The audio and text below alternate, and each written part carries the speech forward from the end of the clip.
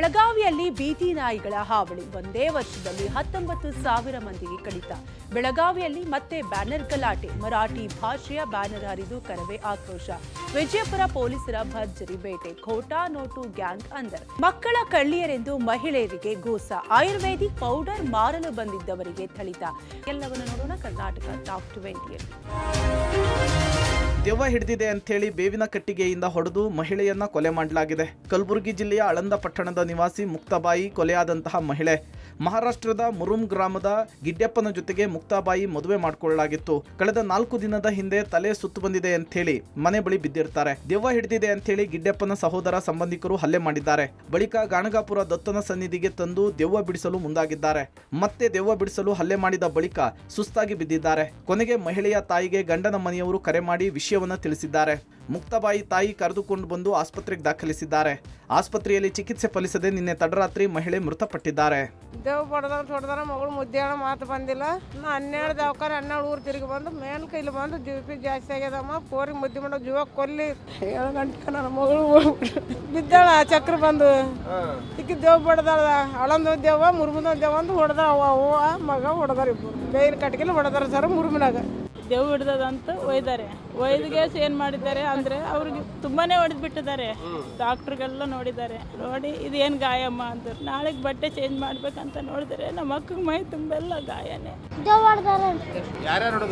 ಇಬ್ಬರು ರಾತ್ರಿ ಸಂಡಾಸ್ಗೆ ಹೋಗಲ್ರಿ, ಅಲ್ಲಿ ಬಿದ್ದಾಳ್ರಿ.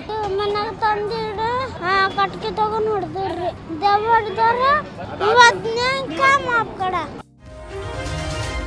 ಹುಬ್ಬಳ್ಳಿ ತಾಲೂಕಿನ ಇನಾಂ ವೀರಾಪುರದಲ್ಲಿ ನಡೆದ ಮರ್ಯಾದಾ ಹತ್ಯೆ ಪ್ರಕರಣ ಸಂಬಂಧ ಮೃತ ಮಾನ್ಯ ಪತಿ ಹುಬ್ಬಳ್ಳಿಯ ವಿವೇಕಾನಂದ ಆಸ್ಪತ್ರೆಯಲ್ಲಿ ಚಿಕಿತ್ಸೆ ಪಡೆಯುತ್ತಿದ್ದಾರೆ. ಈ ವೇಳೆ ಧಾರವಾಡ ಜಿಲ್ಲಾ ಉಸ್ತುವಾರಿ ಸಚಿವ ಸಂತೋಷ್ ಲಾಡ್ ಆಸ್ಪತ್ರೆಗೆ ಭೇಟಿ ನೀಡಿ ಆರೋಗ್ಯ ವಿಚಾರಿಸಿದರು. ಘಟನೆ ನಡೆದ ಗ್ರಾಮಕ್ಕೆ ತೆರಳಿ ಅಧಿಕಾರಿಗಳಿಂದ ಮಾಹಿತಿ ಪಡೆದರು. ಬಳಿಕ ಮಾತನಾಡಿದ ಸಚಿವರು, ಸ್ವಾತಂತ್ರ್ಯ ಸಿಕ್ಕು 80 ವರ್ಷ ಆದರೂ ಇಂತಹ ವ್ಯವಸ್ಥೆಯಲ್ಲಿದ್ದೇವೆ. ಸಮಾನತೆ, ಮನುಷ್ಯತ್ವ ಮೇಲೆ ಬರಬೇಕಿದೆ. ಜಿಲ್ಲಾಡಳಿತ, ವೈದ್ಯರು ಗಾಯಾಳುಗಳನ್ನು ಸ್ಪಂದಿಸಿ ಜೀವ ಉಳಿಸುವ ಕೆಲಸ ಮಾಡಿದ್ದಾರೆ. ಪೊಲೀಸರು ಸರಿಯಾದ ಸಮಯಕ್ಕೆ ತೆರಳಿ ಅನಾಹುತ ತಡೆದಿದ್ದಾರೆ ಎಂದರು. ನಮ್ಮ ಸರ್ಕಾರದ ವತಿಯಿಂದ ಏನು ಆಗಬೇಕು ಅದನ್ನು ಎಸ್ಪಿ-ಡಿಸಿ ಜೊತೆ ಇದ್ದು ನಾವು ಮಾಡಿದ್ದೇವೆ. ಇಡೀ ಸರ್ಕಾರ ಕುಟುಂಬದ ಜೊತೆ ಇದ್ದೇವೆ ಎಂದು ಭರವಸೆ ನೀಡಿದರು. ವಾಟ್ ಆಲ್ ಬೆಸ್ಟ್ ಎಫರ್ಟ್ಸ್ ಶಾಂತ ಮಾಡಲಿಕ್ಕೆ ಮತ್ತೆ ಒಂದು ಒಬ್ಬರಿಗೊಬ್ಬರಿಗೆ ಪ್ರೀತಿ ಪರಸ್ಪರ ವಿಶ್ವಾಸ ಬೆಳೆಸಲಿಕ್ಕೆ ಏನು ಮಾಡಬೇಕು ಸರ್ಕಾರ ವತಿಯಿಂದ, ಇಲಾಖೆ ವತಿಯಿಂದ, ಜಿಲ್ಲಾಡಳಿತದಿಂದ ಎಲ್ಲರೂ ಶಾಸಕರು ಪಕ್ಷಾತೀತವಾಗಿ ಇವತ್ತು ನಾವು ಒಗ್ಗಟ್ಟಿನಿಂದ ಒಮ್ಮನಸ್ಸಿಂದ ಪುನಃ ಮತ್ತೆ ಈ ಪ್ರೀತಿ ವಿಶ್ವಾಸ ಈ ಊರಲ್ಲಿ ಇರಬೇಕು, ಅವ್ರ ಕುಟುಂಬದಲ್ಲಿ ಬರಲಿಕ್ಕೆ ಒಂದು ಪ್ರಯತ್ನವನ್ನು ಮಾಡ್ತೀವಿ. ಆಮೇಲೆ ಕಾನೂನಾತ್ಮಕವಾಗಿ ಏನು ಶಿಕ್ಷೆ ಆಗಬೇಕು, ಯಾರು ಮಾಡಿದಾರಿದ್ದು ಕಾನೂನಾತ್ಮಕವಾಗಿ ಏನು ಶಿಕ್ಷೆ ಆಗಬೇಕು, ಏನು ಕಠಿಣ ಶಿಕ್ಷೆ ಆಗಬೇಕು ಅದ್ರ ಪರನೂ ಆ ಥರದ್ದು ಮಾಡ್ತೀವಿ ಅಂತ ಹೇಳಲಿಕ್ಕೆ ಇಚ್ಛೆ ಬಯಸ್ತೀವಿ.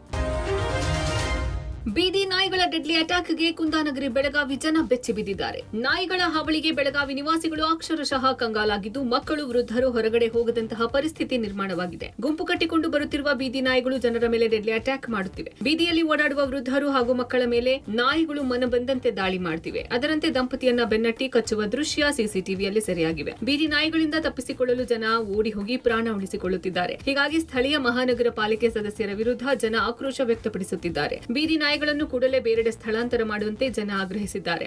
ಆರೋಗ್ಯ ಮತ್ತು ಕುಟುಂಬ ಕಲ್ಯಾಣ ಇಲಾಖೆ ನೀಡಿರುವ ಅಧಿಕೃತ ಅಂಕಿಅಂಶದ ಪ್ರಕಾರ 2025 ಜನವರಿಯಿಂದ ಡಿಸೆಂಬರ್ ಅವಧಿಯಲ್ಲಿ 19,729 ಮಂದಿಗೆ ನಾಯಿ ಕಡಿತವಾಗಿದೆ.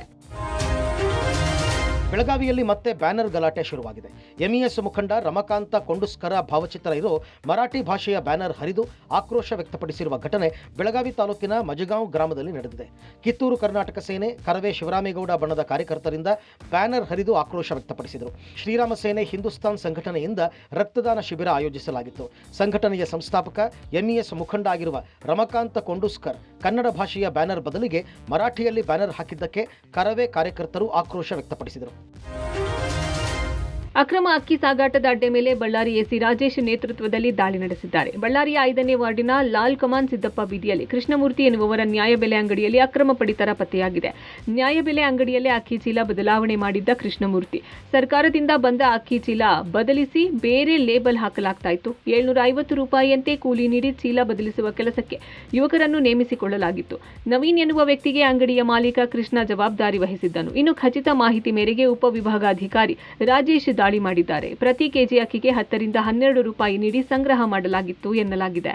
ದಾಳಿ ವೇಳೆ 250 ಪಾಕೆಟ್ ಅಕ್ರಮ ಸಾಗಾಟದ ಅಕ್ಕಿ ವಶಕ್ಕೆ ಪಡೆಯಲಾಗಿದೆ. ಆಹಾರ ಇಲಾಖೆಯ ಅಧಿಕಾರಿಗಳು ಅಕ್ಕಿ ವಶಕ್ಕೆ ಪಡೆದು ದೂರು ದಾಖಲಿಸಿಕೊಂಡಿದ್ದಾರೆ. ಅಲ್ಲದೆ ನ್ಯಾಯಬೆಲೆ ಅಂಗಡಿ ಮಾಲೀಕನ ಲೈಸೆನ್ಸ್ ರದ್ದು ಮಾಡಲು ಎಸಿ ಆದೇಶ ನೀಡಿದ್ದಾರೆ. ಖೋಟಾ ನೋಟು ಚಲಾವಣೆ ಮಾಡುತ್ತಿದ್ದ ಗ್ಯಾಂಗ್ ಒಂದನ್ನು ವಿಜಯನಗರ ಜಿಲ್ಲಾ ಪೊಲೀಸರು ಬಂಧಿಸಿದ್ದಾರೆ. ಹರಪನಹಳ್ಳಿ ತಾಲೂಕಿನ ಅರಸೀಕೆರೆ ಗ್ರಾಮದಲ್ಲಿ ದುರ್ಗಾದೇವಿ ಜಾತ್ರೆ ಸಂದರ್ಭದಲ್ಲಿ ಆರೋಪಿಗಳು ಖೋಟಾ ನೋಟು ಚಲಾವಣೆ ಮಾಡುತ್ತಿದ್ದರು. ಸ್ಥಳೀಯರಾದ ವೀರಭದ್ರಪ್ಪ ಎಂಬುವರ ಖಚಿತ ಮಾಹಿತಿ ಮೇರೆಗೆ 6 ಆರೋಪಿಗಳನ್ನು ಪೊಲೀಸರು ಬಂಧಿಸಿದ್ದಾರೆ. ಮೊಹಮ್ಮದ್ ರಿಯಾಜ್, ಮೊಹಮ್ಮದ್ ಅಖಿಲ್, ನರೇಂದ್ರ ಪ್ರಸಾದ್, ಬಾಬು ಕುಮಾರಸ್ವಾಮಿ ಹಾಗೂ ಅಪ್ರಾಪ್ತ ಸೇರಿ 6 ಜನರನ್ನು ಅರೆಸ್ಟ್ ಮಾಡಲಾಗಿದೆ. 500 ರೂಪಾಯಿ ಮುಖಬೆಲೆಯ ಖೋಟಾ ನೋಟುಗಳನ್ನು ಜಾತ್ರೆಯಲ್ಲಿ ಚಲಾವಣೆ ಮಾಡ್ತಾ ಇದ್ರು ಎನ್ನಲಾಗಿದೆ. ಆರೋಪಿಗಳಿಂದ 500 ಮುಖಬೆಲೆಯ 80 ಖೋಟಾ ನೋಟು, 1 ಗೂಡ್ಸ್ ವಾಹನ, 2 ಬೈಕ್, 5 ಮೊಬೈಲ್ಗಳು ಪೊಲೀಸರು ವಶಕ್ಕೆ ಪಡೆದಿದ್ದಾರೆ. ಈ ಸಂಬಂಧ ಅರಸೀಕೆರೆ ಪೊಲೀಸ್ ಠಾಣೆಯಲ್ಲಿ ಪ್ರಕರಣ ದಾಖಲಾಗಿದೆ. ಗದಗ ಜಿಲ್ಲೆ ಮುಂಡರಗಿ ತಾಲೂಕಿನ ಡೋಣಿ ಗ್ರಾಮದಲ್ಲಿ ಮಕ್ಕಳ ಕಳ್ಳಿಯರು ಎಂದು ಭಾವಿಸಿ ಮಹಿಳೆಯರಿಗೆ ಹಿಗ್ಗಾಮುಗ್ಗ ಥಳಿಸಿರುವ ಘಟನೆ ನಡೆದಿದೆ. ಮಹಿಳೆಯರು ಸ್ಟೇಷನರಿ ಚಿಲ್ಲರೆ ವಸ್ತುಗಳು ಮಾರಾಟ ಮಾಡಲು ಬಂದಿದ್ರು. ಇದರ ಜೊತೆಗೆ ಆಯುರ್ವೇದಿಕ ಪೌಡರ್ ಮಾರಾಟ ಮಾಡಲು ಮುಂದಾಗಿದ್ದರು ಎನ್ನಲಾಗಿದೆ. ವಸ್ತುಗಳ ಮಾರಾಟ ನೆಪದಲ್ಲಿ ಮಕ್ಕಳ ಕಳ್ಳತನಕ್ಕೆ ಹೊಂಚು ಹಾಕಿರುವ ಆರೋಪವೂ ಕೇಳಿಬಂದಿದೆ. ಬಸ್ ನಿಲ್ದಾಣದಲ್ಲಿ ಸಾರ್ವಜನಿಕರು ಮಹಿಳೆಯರನ್ನ ಕೂಡಿ ಹಾಕಿ ತರಾಟೆಗೆ ತೆಗೆದುಕೊಂಡಿದ್ದಾರೆ.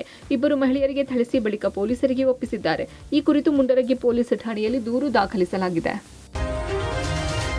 ಉತ್ತರ ಕರ್ನಾಟಕದಲ್ಲಿ ಅಶ್ಲೀಲ ಸಾಹಿತ್ಯದ ಹಾಡುಗಳ ಹಾವಳಿ ಮಿತಿ ಮೀರಿದೆ. ಜವಾರಿ ಜಾನಪದ ಹೆಸರಲ್ಲಿ ಮಹಿಳೆಯರ ಬಗ್ಗೆ ಅಶ್ಲೀಲ ಪದಗಳ ಬಳಕೆ ಮೂಲಕ ಹಾಡು ರಚನೆ ಮಾಡಿ ಘನತೆಗೆ ಧಕ್ಕೆಯನ್ನುಂಟು ಮಾಡಲಾಗುತ್ತಿದೆ. ಇಂತಹ ಕಲಾವಿದರು, ಸಂಗೀತ ಸಂಯೋಜಕರು ಹಾಗೂ ಆಡಿಯೋ ಕಂಪನಿ ವಿರುದ್ಧ ಸೂಕ್ತ ಕ್ರಮಕ್ಕೆ ಆಗ್ರಹಿಸಿ ರಾಜ್ಯ ಮಹಿಳಾ ಆಯೋಗಕ್ಕೆ ದೂರು ಸಲ್ಲಿಕೆಯಾಗಿದೆ. ವಕೀಲರಾದ ರೇಖಾ ಮತ್ತು ಮಹಿಳಾ ಉದ್ಯಮಿ ಶ್ವೇತಾ ಅನ್ನೂರು ರಾಜ್ಯ ಮಹಿಳಾ ಆಯೋಗದ ಅಧ್ಯಕ್ಷೆ ನಾಗಲಕ್ಷ್ಮಿ ಚೌಧರಿಗೆ ದೂರು ಕೊಟ್ಟಿದ್ದಾರೆ. ಜವಾರಿ ಜಾನಪದ ಹೆಸರಿನಲ್ಲಿ ಮಹಿಳೆಯರಿಗೆ ಅಶ್ಲೀಲ ಪದಗಳಿಂದ ಅವಹೇಳನವಾಗುತ್ತಿದೆ. ಉತ್ತರ ಕರ್ನಾಟಕ ಜೀವನ ಶೈಲಿ ಮತ್ತು ಸಂಸ್ಕೃತಿ ಮೇಲೆ ಕೆಟ್ಟ ಪರಿಣಾಮ ಬೀರುತ್ತದೆ ಎಂಬ ಆರೋಪವಿದೆ. ಈ ಕೂಡಲೇ ಇಂತಹ ಕಲಾವಿದರ ಮೇಲೆ ಕ್ರಮ ಕೈಗೊಳ್ಳಬೇಕು. ಎಲ್ಲಾ ಸಾಮಾಜಿಕ ಜಾಲತಾಣದಿಂದ ಹಾಡುಗಳನ್ನು ಡಿಲೀಟ್ ಮಾಡಿಸಬೇಕು ಎಂದು ದೂರಿನಲ್ಲಿ ಆಗ್ರಹಿಸಿದ್ದಾರೆ. ಹಾಸನ ಜಿಲ್ಲೆಯ ಮಲೆನಾಡು ಭಾಗದ ಗ್ರಾಮಗಳಿಗೆ ಕಾಡಾನೆ ಭೀಮಾ ಎಂಟ್ರಿ ಕೊಡುತ್ತಿದೆ. ಭೀಮನ ವಿಡಿಯೋ ಮಾಡಲು ಜನರು ಮುಗಿ ಬೀಳುತ್ತಿದ್ದು, ಇದರಿಂದಾಗಿ ಮೂಕ ಪ್ರಾಣಿಗೆ ತೊಂದರೆ ಆಗುತ್ತಿರುವ ಹಿನ್ನೆಲೆ ಅರಣ್ಯ ಇಲಾಖೆ ಕ್ರಮಕ್ಕೆ ಮುಂದಾಗಿದೆ. ಕಾಡಾನೆ ಭೀಮಾ ಗ್ರಾಮ ತೋಟಗಳಿಗೆ ಬರುತ್ತಿದ್ದು, ಇಟಿಎಫ್ ತಂಡ 24 ಗಂಟೆಗಳ ಕಾಲ ಕಾಡಾನೆ ಭೀಮನನ್ನು ಗಮನಿಸುತ್ತಿದ್ದಾರೆ. ಈಗಾಗಲೇ ಸಾರ್ವಜನಿಕರಿಗೆ ವಿನಂತಿ ಮಾಡಿ ಎಚ್ಚರಿಕೆ ಕೊಡಲಾಗಿದೆ. ವನ್ಯಜೀವಿ ಸಂರಕ್ಷಣೆ ಕಾಯ್ದೆ ಪ್ರಕಾರ ತೊಂದರೆ ನೀಡುವುದು ಅಪರಾಧವಾಗಿದೆ. ದಯವಿಟ್ಟು ಕಾಡು ಪ್ರಾಣಿಗಳ ಹತ್ತಿರ ಯಾರೂ ಹೋಗಬಾರದು. ನಿಮ್ಮ ಪ್ರಾಣವನ್ನು ನೀವೇ ರಕ್ಷಣೆ ಮಾಡಿಕೊಳ್ಳಬೇಕು. ಇನ್ಮುಂದೆ ಭೀಮನ ಸಮೀಪ ಹೋಗಿ ವಿಡಿಯೋ ಚಿತ್ರೀಕರಣ ಮಾಡಿದರೆ ವನ್ಯಜೀವಿ ಸಂರಕ್ಷಣೆ ಕಾಯ್ದೆ ಅಡಿ ಪ್ರಕರಣ ದಾಖಲಿಸಲಾಗುವುದು ಎಂದು ಡಿಎಫ್ಒ ಸೌರಭ್ ಕುಮಾರ್ ತಿಳಿಸಿದ್ದಾರೆ. ಇಟಿಎಫ್ ಸಿಬ್ಬಂದಿ ಭೀಮನನ್ನು ಟ್ರ್ಯಾಕ್ ಮಾಡುತ್ತಿದ್ದಾರೆ. ಹೀಗಾಗಿ ಕಾಡಾನೆ ಭೀಮನ ಬಳಿ ವಿಡಿಯೋ, ಫೋಟೋ ತೆಗೆದುಕೊಳ್ಳಬಾರದು ಎಂದಿದ್ದಾರೆ. ಸೊ ನಮ್ಮ ಟೀಮ್ 24 ಅವರ್ಸ್ ಅಬ್ಸರ್ವೇಷನಲ್ಲಿ ಇದ್ದಾರೆ. ಸೊ ಪ್ಲೀಸ್ ದಯವಿಟ್ಟು ಯಾವುದು ಕಾಡು ಪ್ರಾಣಿ ಭೀಮಾನೂ ಆಗಲಿ ಹತ್ತಿರ ಹೋಗಬಾರ್ದು. ನಿಮ್ಮ ಸೇಫ್ಟಿ ನೀವೇ ಕಾಪಾಡ್ಕೋಬೇಕು. ನಮ್ಮ ಟೀಮ್ ಎಲ್ಲ ಕೆಲಸ ಮಾಡ್ತಾ ಇದ್ದಾರೆ. That they are wild and their nature is not predictable. So please don't go near the wild animal, anyone including Bhima. This is for your own safety. And ಇನ್ನು ಮುಂದೆ ಯಾವ ರೀತಿ ಯಾರು ಹೋದರೆ we will be forced to book a offence in wildlife protection act.